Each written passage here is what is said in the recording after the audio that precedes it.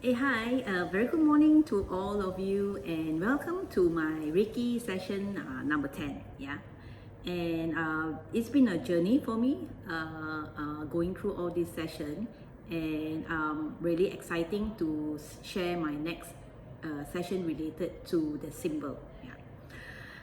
In Reiki 2, there's actually three symbols to be taught, and in this Reiki 2, we are initiated to the Reiki symbol versus when we get into the Reiki 1, where we are being initiated to the Reiki energy.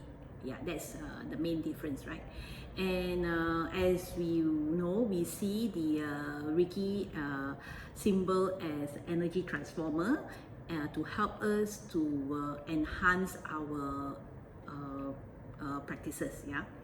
And in this session, I will be sharing and talking about the symbol 1 of our Reiki 2 session, yeah, or lesson. Yeah. So the first symbol, we call it the empowerment symbol, is called in the Japanese terms, it's called shokare. Yeah, it's like the word kare. Yeah. And okay, let me share how the image first of the symbol 1, right? The symbol 1 shokare. Yeah. Let me share it with the team. Yeah. This is how the symbol for the shokare. Yeah. So and I'm going to talk about how the symbol is going to be drawn. Yeah. So maybe let me move back a bit and then show you in the symbol. So if you look at this symbol, right, when you draw the symbol, you follow, and it's very important, right? The direction of or the sequence of the way is being drawn is very important. So example, I show you how to draw it from the from a hand first, and then later I will also explain many different ways of doing the symbol drawing. Yeah. So first, if you look at the symbol, so this is shokare, right? And then if you look at this, is the first stroke is actually, so this covers, the shokare covers 3 strokes mainly. So is number 1, you go straight, and then you come down, and then you do a spiral. Okay.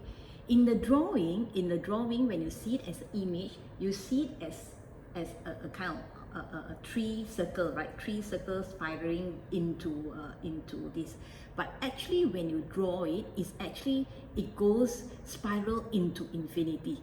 So meaning that, example, if I were to draw it now I'm drawing it facing you. So I will draw it first straight, come down, and then you spiral it in, and then it goes into it in infinity. So that's how the shokare has to be drawn. Yeah. So now, okay, now I'll put this aside.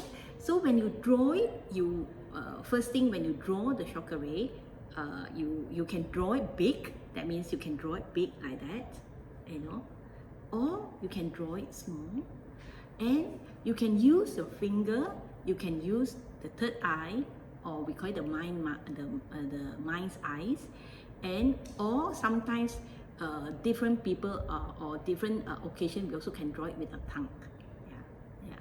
So depending on where we are positioning the symbol. Yeah.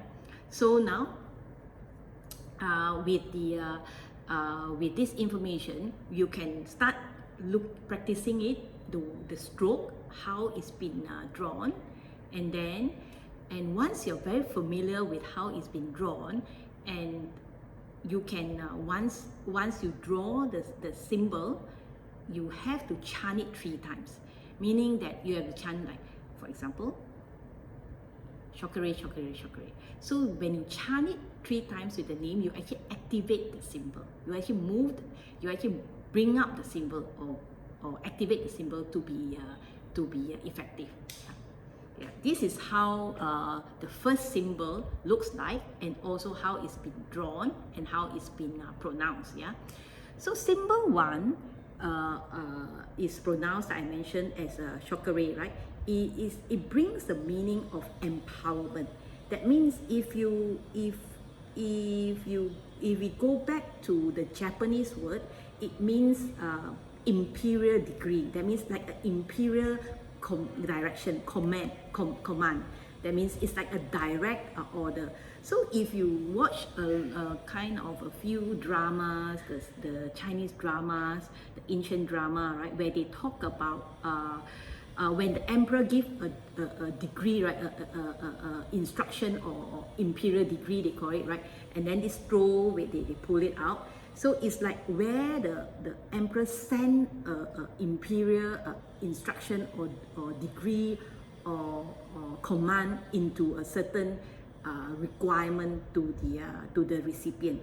So meaning that it's like a direct order to make this what they call make this happen. So when we draw the symbol, either with our hand, with our mind eyes, and with our third eye, this symbol, when you draw it, you mention the chakra 3 times, and then you say chakra, and so let it be, let it be, let it happen. Yeah. This is what the symbol 1 means. Yeah, and with this symbol, or not only this symbol, with all symbols, we kind of have to keep it as a secret. Yeah, it's secret to us, and it's also sacred to us. So we try to keep it within the practitioner. That means we are not supposed to expose it or draw it or show this kind of image to people who has not been initiated to the symbol. So meaning that when we get into the conversation, we meet up with people, we have to be mindful to make sure that we do not show the symbol to the different party that has not been initiated to this symbol. Yeah, yeah.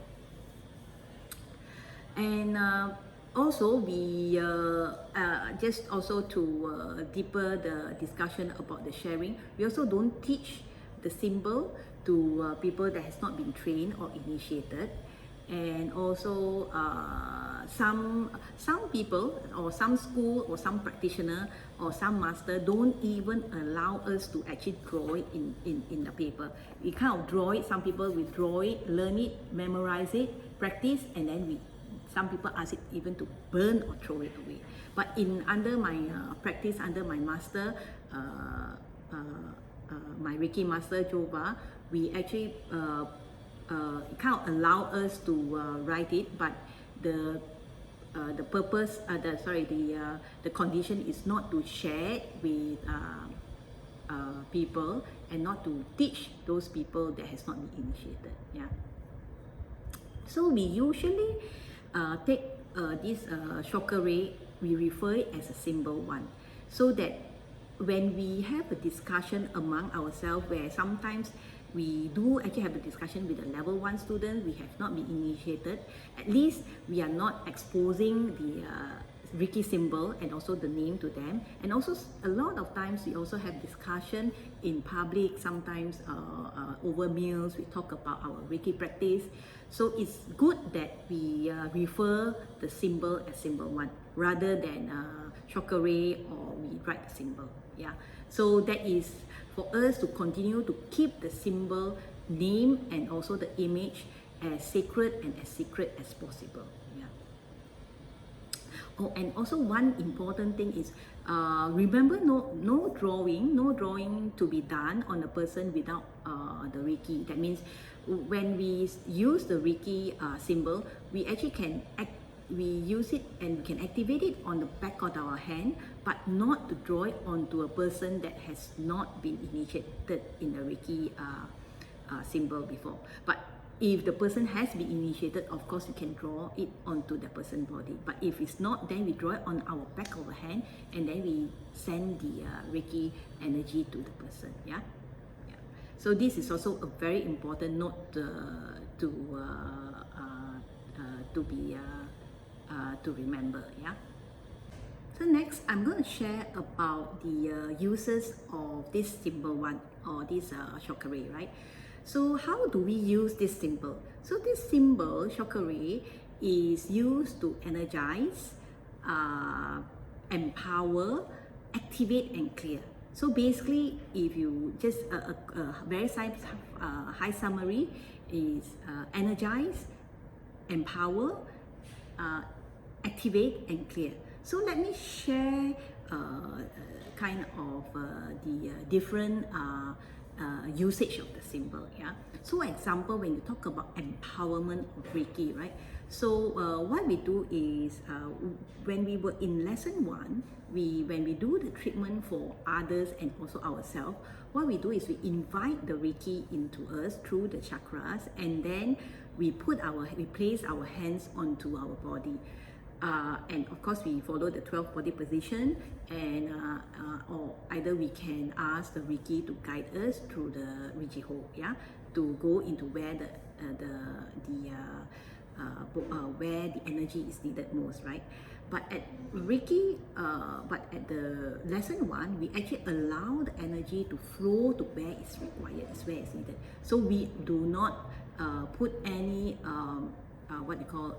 we do not direct it, we do not put any empowerment, or we do not kind of push any more energizing, or we do not energize it further, yeah, from that perspective. So but with this symbol one, we can actually energize and also give empowerment to it. So example, when we are doing treatment for others, right, or even ourselves, as we place our hand on the body, any part of the body, we draw the symbol at the back of our hand, which means that if you look at the back of our hand, maybe I start off with the front. So what we do is we draw, we draw the symbol 1, 2, and then go spiral in, yeah. So what we do is we actually, when we place this hand onto the next person's body, this symbol empower and energize the treatment into the person. And when we do it in ourselves, yeah, you can look it as like an image. Imagine that you are drawing from this side. So 1, 2, and then you spiral it in, yeah. You spiral it in, yeah. Okay. And this is how you do the treatment onto ourselves, right? So we draw it to the back of our hand, and then we energize it, and then we empower the treatment into oneself, or actually to the receiver. Yeah. So this is how we use the symbol 1. And then the second empowerment that I'm doing is also, we actually, for me, we can also empower written words or vocal words. So for example, for me, I'm still on the corporate work, and I do a lot of emails and a lot of messages, and typically what I do is sometimes, when we send out messages, we see no reply from people, or sometimes those are very urgent and important messages that we need it to go across, and we hope for, and we want a favorable reply. And as I write the emails or write the messages, I will put in my symbol 1, and then I'll put it onto the email that I send out.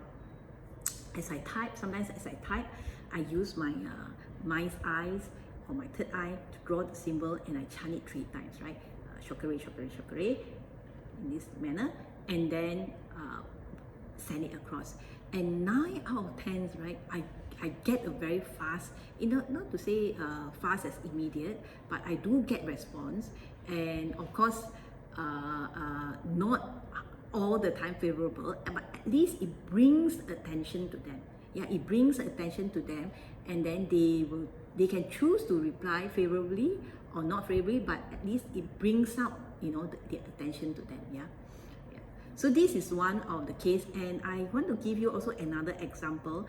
In a recent case where my husband was sharing with me, in recent months, I do actually have challenges with myself and my in-law. So, and because of that, it seems it kind of interfere with also or affected, I would say affected the relationship between my husband and the siblings. It seems like because I could not get along with my mother-in-law and my father-in-law, and then my sister-in-law and my brother-in-law is also not very happy with my husband. So when a year ago, when my husband put a message onto the chat to talk about how they're going to spend the Chinese New Year, I didn't know until recently. I was very surprised that no one replies my husband on the chat. Yeah. So and and my husband also just left at this. But as we are approaching this Chinese New Year now, and then we have to know what is the plan. So my husband put in another message for this year. So which means that a year ago, no one actually replied him. And this year we put in the chat. I said okay, and then I said before you send the message, let me put in my symbol one. Yeah. So I put in symbol one, put the intent to put a good power for them to see it, and also I put in with the intent that we look for a harmonious and cordial reply, so that and to have a harmonious celebration for the Chinese New Year. And guess what?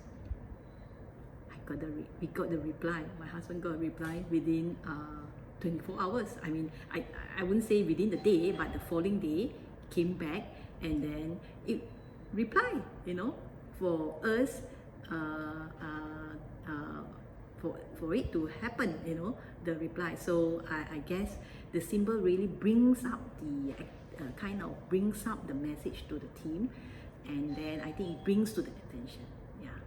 That is about the recent event related to kind of empower the using the symbol one to empower the messages back to the family, and I take it as we get a very positive feedback, and also in a very timely manner. Yeah, and we also can use a symbol one to empower the words.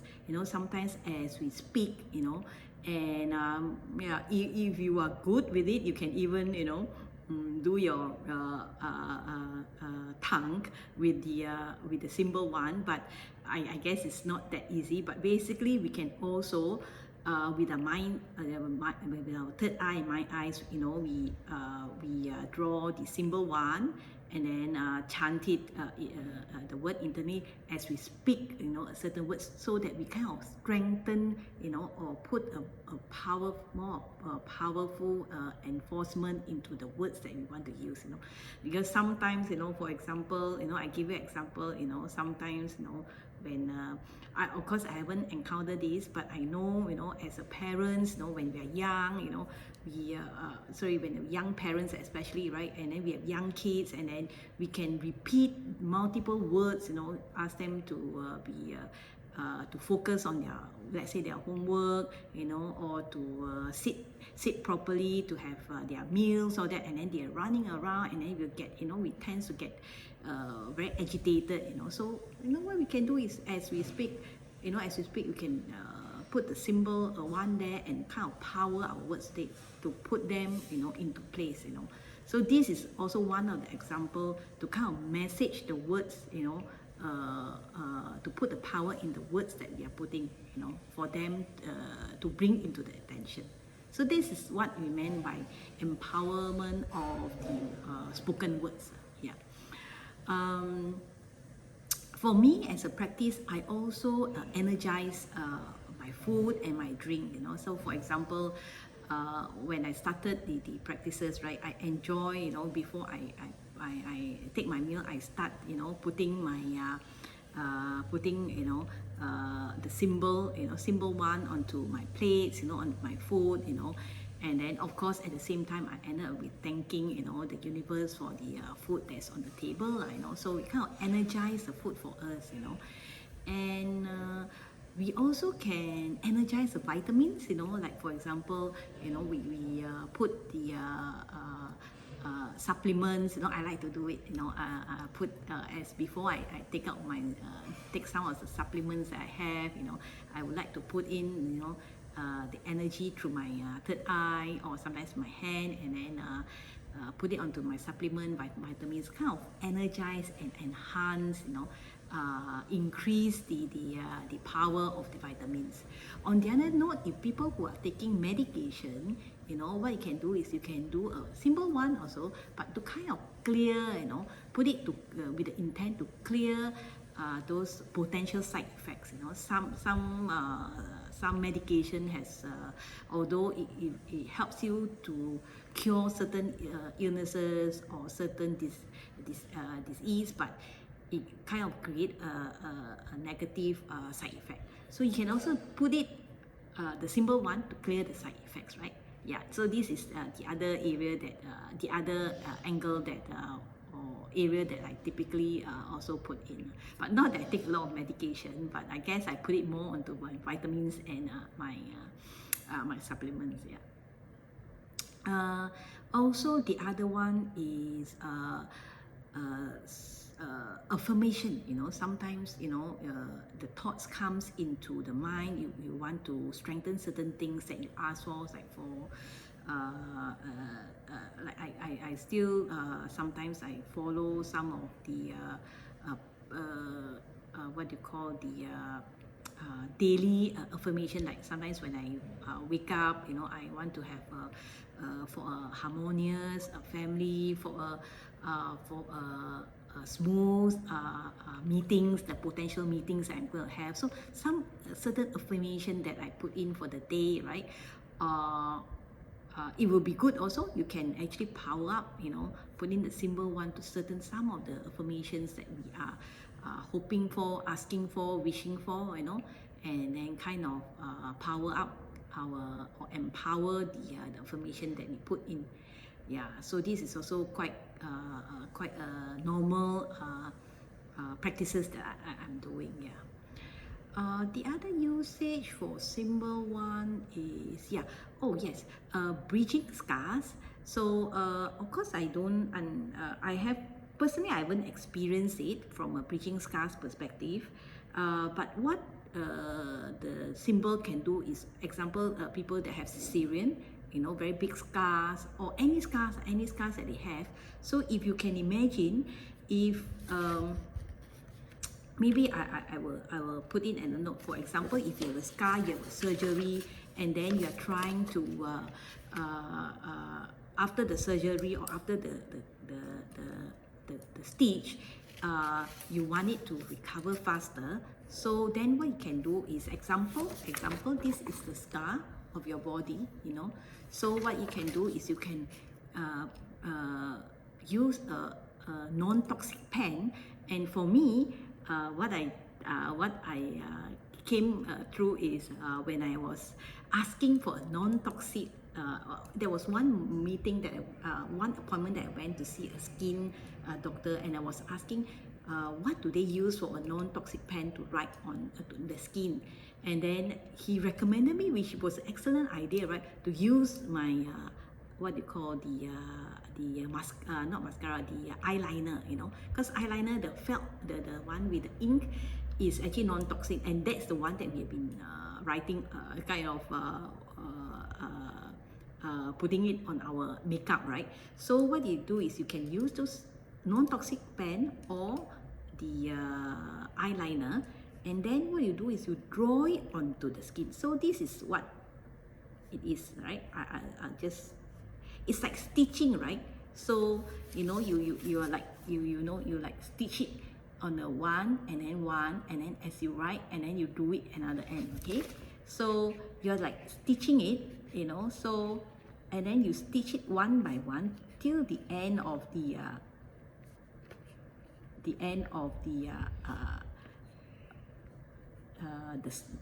cut, right, or the scars. So, and then at the end of it, you do a tool to seal it up. Yeah. So I haven't, like I said, I haven't experienced it personally, but from my discussion, from what my master has told me, there are people have done it, and it shows a very fast recovery. And in fact, the scars has moved so nicely, and with a very minimum scars that's left behind. So this is also one of the example of kind of bridging the scar. They call it bridging the scar. Yeah. The other one is we also use a simple one to do grounding. So example, for me, after my self healing, I typically will do grounding. And those days without my lesson 2, I just put my hand on my knee and also my feet. But now after I have the symbol on my hand, after initiated with the symbol, when I put it on my hand, I also put it on my knee, my hand. I will draw the symbol one and chant it 3 times. Shukre, shukre, shukre, and then also put it on my feet.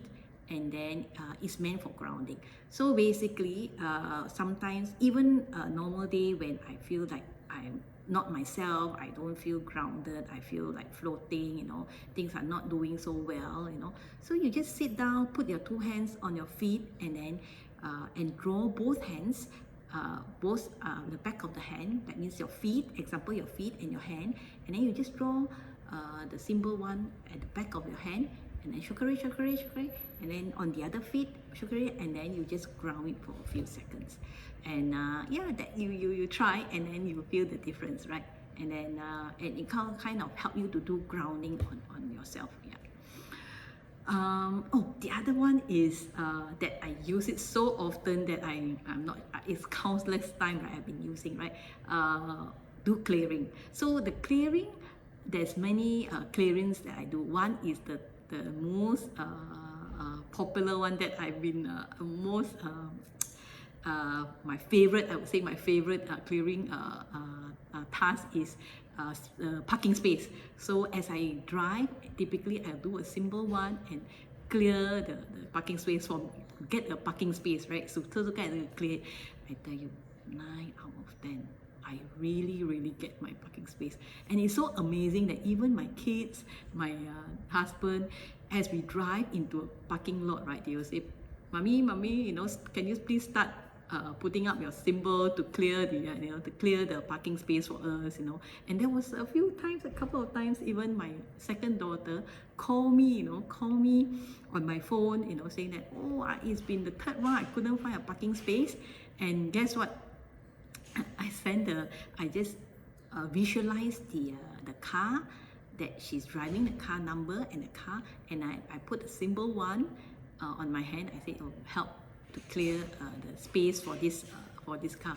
And the few seconds after that, she will just give me a message. Oh, I got my parking space, So yeah, it's an amazing experience, but I guess you have to try it, and then you will experience it and you will know, right? Clearing traffic, the other one is as I get into travel, I do my clearance traffic. So my recent trip to Cameroon was amazing. It was the peak season of the Christmas time, and we were concerned that the traffic would be bad, because of the season of the Christmas season or year-end season. So as we move out, I do my symbol one to do the traffic. The whole journey, I think we just had maybe about 5-10 minutes of traffic congestion. The rest of the whole journey up to the Cameron Highlands, around the 3 days that we are at Cameron Highlands, and even down, it was a smooth traffic for us. It was amazing. It was really amazing. And it was Christmas time, right? So yeah. And the other thing is clearing of the room as I go to the hotel. I do a clearance, sometimes when you get into the hotel, you always hear people talking about, different people have been staying in the hotel, you hear different voices. So it's nice.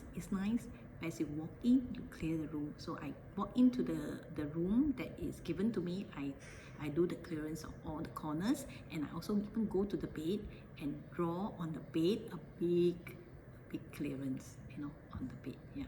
So draw the symbol 1 and then shokare. Yeah. And yes, and yeah, it's been it's been very effective for me personally. I have been enjoying using this symbol 1, and the other key usage of symbol 1 also, it activates the other symbols. So like the symbol 2 and symbol 3, once you draw the symbol 2 or symbol 3, you also use at the end of drawing the symbol 2, you use symbol 1 to activate. So we'll talk further about this symbol 2, symbol 3, and the activation of the symbol on my next session on the symbol 2 and symbol 3. Yeah. But basically, just a summary on that is the symbol 1 is also used to activate, used as the activation key to activate the symbol 1 and symbol 2. Yeah. Yeah, that's about some of the sharing I have on the usage. So maybe next I will talk about let me talk about the chakra treatment. Okay. So okay, the symbol 1, the shokare, has actually very high affinity with the chakra system. Yeah. And usually when we do what we call it, the chakra treatment, we only use symbol 1. I typically don't use other symbol, because symbol 1, the shokare, is actually very closely kind of knitted to the symbol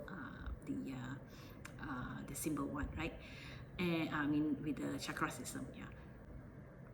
So from the 7 chakras I mentioned, the first chakra actually is the root chakra, and it's actually located at the base of our spine. Yeah. So it provides a base, like a foundation of life, and it helps us to feel grounded and be able to withstand challenges. Okay. So your root chakra, or our root chakra, is actually responsible to make us feel secure, stable, you know, and it also have, and all these chakras, all these chakras also come with colors, you know, it kind of relate to colors. So root chakras is red in color, and it kind of symbolize, right, safety, survival, grounding, and then it kind of gives us the affinity to the earth energy. Yeah. So root chakra is kind of associated with our example I was mentioning. It kind of related to the endocrine gland, right? So root chakra kind of associate with the adrenal gland, and also our ovaries and testicle gland. Yeah. So basically, it needs to be, you need to have it balanced so that you can feel the security and also the stability.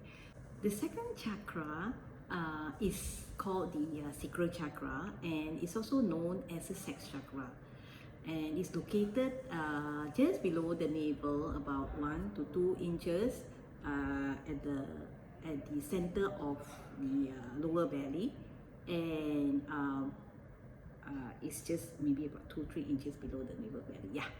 And the color is of the sacral chakra is orange, and it carries the meaning that is related to emotion, creativity, sexuality, and it's also balance the body, the water in the body. So it controls our emotion and our response to fear, and it's also associated to the adrenal glands. Yeah. So a balanced sacral chakra or sex chakra means that you are sensitive, you are intuition, you have a lot of ideas, and then you are able to accept change, you go with the flow, you have a lot of healthy desire, and also friendly, and then you also sexually fulfilled. And it's also related to and the creativity is also, you know, when people are able to give birth, you know, so sex related to ability to deliver babies, right? So the creativity is always related to that. Yeah. So that's why it's important, to have all this chakra to be balanced, right? And then the third chakra is related to the solar plexus. It's called the solar plexus, and it's actually located to the upper belly, which is at our diaphragm. Is at the height of the diaphragm. Yeah, and then it acts like a center of personal power. Okay, and then the yellow is the color of this chakra, and it kind of symbolizes the mental, creativity, our will, our personal power, our urge, to do stuff. And these are related, like I mentioned, right, is related to the pancreas gland. Yeah. And pancreas gland, it has it helps the it helps to kind of secrete the digestive enzyme, and the hormones are related to this the insulin. So this is very important because it related to our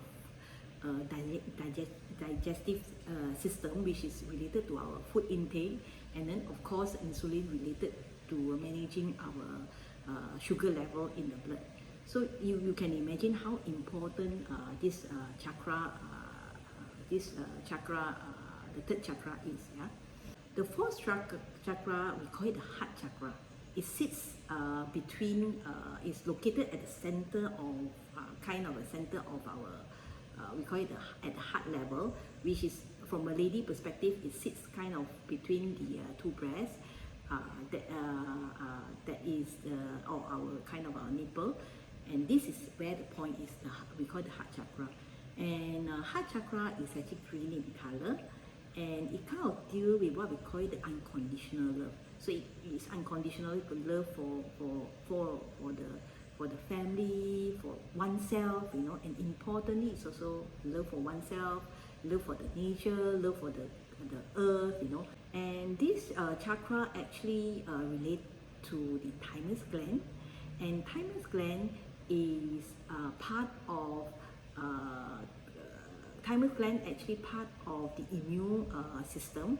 In a way, it creates thymus gland actually creates the T cell in our blood cell, and it gives us the high immunity to fight infection. So T cell actually protect our body from a potential all the bacteria, the viruses, and the fungi, and especially time like when we are in a pandemic situation, the thymus gland is extremely important for us. It helps us to fight, a lot of these COVID viruses, protect us from all these bacteria that is coming into, especially during this either the pandemic time or the winter time. Yeah. And when it's balanced, when the fourth chakra, which is our heart chakra, is balanced, we kind of we can easily find love for others and also love within ourselves, and you will realize that we are also able to forgive people more easily, and I think more importantly is also forgive oneself, our own self. And next, the fifth chakra. The fifth chakra is actually the throat chakra, and it's actually located at the back of the. It's actually at the throat, or we call it the base, the base of our throat. Yeah. And this throat chakra is related to the color that's related to the throat chakra is actually blue, and then this chakra symbolize expression, self-expression, and communication, and also ability to express. Yeah, And this chakra is actually associated with the thyroid gland. Yeah. And as you know, thyroid gland is actually a very vital gland for us. It relates to the metabolism of our body, our growth, development of our body. So can you imagine if it's very common that people have the thyroid issue. They either whether it's too less or too more. When it's too active, they grow very thin, and then when it's too slow in terms of too inactive, they become very fat. Yeah. So it kind of controls the metabolism of the body. Yeah. And of course that means how it's also very important to make sure that our to have a balanced chakra on especially our fifth chakra, and which affect both our emotion and also our physical body. Next is our sixth chakra, which sits between the two browns. We call it also called the brown chakra, and the other word to it is also called the third eye. Yeah. So this third, the color that's related to the third eye is indigo, and it evokes intuition and inner wisdom. Yeah. And this chakra is related to the pituitary gland, and if our pituitary gland are not function properly, it kind of affects our brain, our skin. So pituitary gland is like a conductor, right? It's like the when you go into a orchestra, you see one conductor, calling all the which gland, which musician or to play the instrument, right? Same goes the function in the analogy of the pituitary gland. Pituitary gland actually is like a conductor conducting which gland to start working on or which glands to work on it. So if the pituitary gland is not working, means it's disrupt the whole endocrine gland. Yeah? So which means that it's very, very important. Our pituitary gland is also balanced in a balance. The chakra, the sixth chakra is balanced, so that our pituitary gland is also working in an effective manner, right? Well. And then the final one, the last one, is the seventh chakra, which is, we also call it the crown chakra. And the color that's related to the crown chakra is violet, and is located at the top of our head. Yeah. And this is very related to the spiritual and awareness of oneself. And this is where we are bringing when this our seventh chakra or our crown chakra is balanced, we actually bring ourselves to we are more open, and we are more kind of successful in our spiritual route, and also our higher consciousness are more kind of more open and effective. Yeah, from that perspective. And at the crown chakra, the gland that is associated to it is the pineal gland. So pineal gland, it gives us it creates the serotonin and melatonin, which drive our mood and also the sleep cycle. Yeah. So in a very high level nutshell, it's just a very summary on the chakra, right? You see, all these chakras has the seven chakras plays very important role at the physical and our emotional level, right?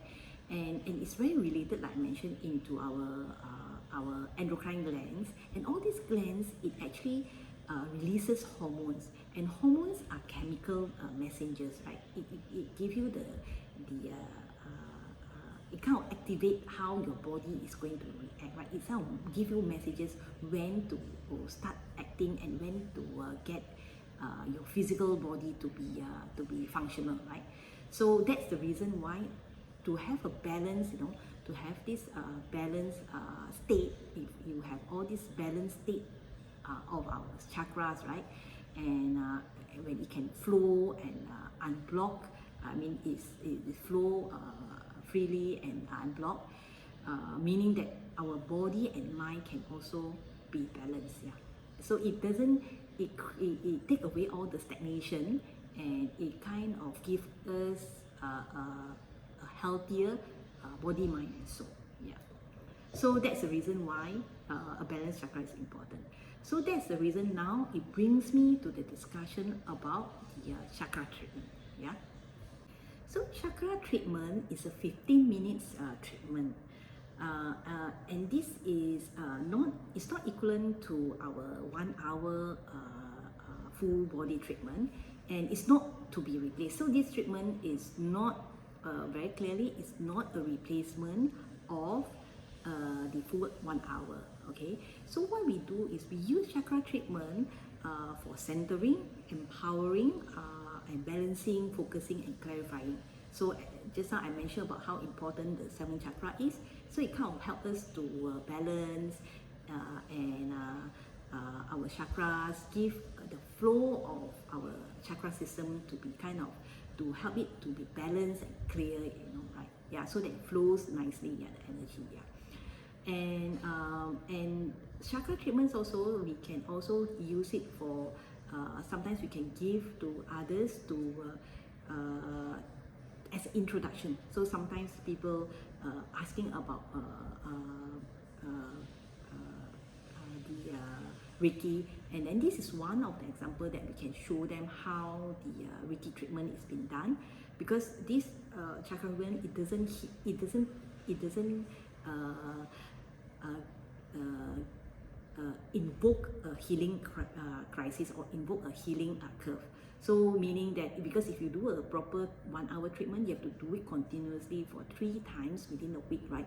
And then it's a full treatment. So this is kind of give an introduction to the new kind of newbies or new people that's interested in Reiki practice, yeah. And also it's also good to just give them a flavor, but not impacting the iceberg. Basically, not getting into the iceberg. Yeah. And this is also a good way to do recharge. So sometimes in between session or work, when you feel tired, you also can take a break during like your lunch break or your between meetings. You can do a 15 minutes chakra balance. This is like a recharging treatment. Yeah, and the other one is sometimes when we give full hour treatment to the recipients, and then they still feel that it's not, like they're still feeling a bit off, you can continue it with additional 15 minutes of the chakra treatment, just additional boost to this treatment. So yeah, so this is how we use the chakra treatment for, yeah. So let me give a quick demonstration on the chakra treatment.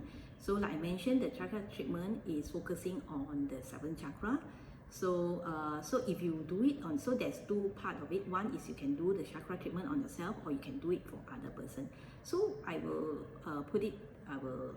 start showing kind of walk through the treatment for others. So when you do the session for others, right, typically the same thing, the same process. Before you do a treatment for anyone, we ground ourselves, we ground ourselves and invite Reiki into our body through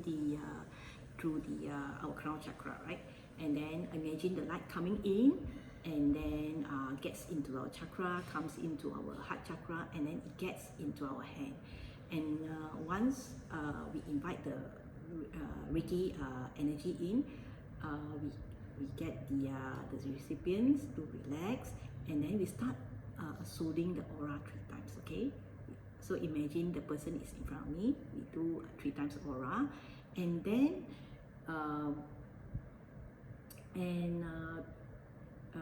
we start by focusing on the crown chakra. We put our hand on the one hand, left hand on the crown chakra, and right hand on the third eye, right? So just imagine I am putting it on the recipients, and then I just close my eyes, and I can get the recipient also to close the eyes. And this treatment, each position will be 5 minutes. So you just imagine 5 minutes, and as you put it in, that's where we also put in using the third eye to write the symbol 1 onto our back of our hand, right? Both here and also here. And then we say shakare, shakare, shakare, right? and use my so if you are doing it, so you can use your mind's eyes to shukri, draw it, and then shukri 3 times, and then this is the position 1 to focus on the the crown chakra and also the third eye, right? On the brown chakra, yeah. And then we slowly move the left to the hand to the throat chakra, and then the other hand to the heart chakra. So this is the second position, and the same thing, we start drawing with the mind's eyes, the symbol 1 at the back of the hand, shukri, and then also we draw the symbol 1 onto the back of the other hand, and then just imagine lights getting in through, the chakra, give empowerment, and then, so like I mentioned just now, you can put the symbol 1 onto the back of the hand, both sides, and one is to, I like to do it, sometimes if I feel that I need to do it as a clear the chakra, so I just put the symbol 1 and then help to clear any blockages, and then I'll put another symbol, 1, and then shukri, and then to kind of energize and empower the chakras, the chakra, yeah. And then the third position is 1, you move it to the solar plexus. You move it to the solar plexus, and the other hand you move it like a tilt down, where you're covering both the sacral and the root chakra. Yeah. So the final one, it actually covers the 3 chakras.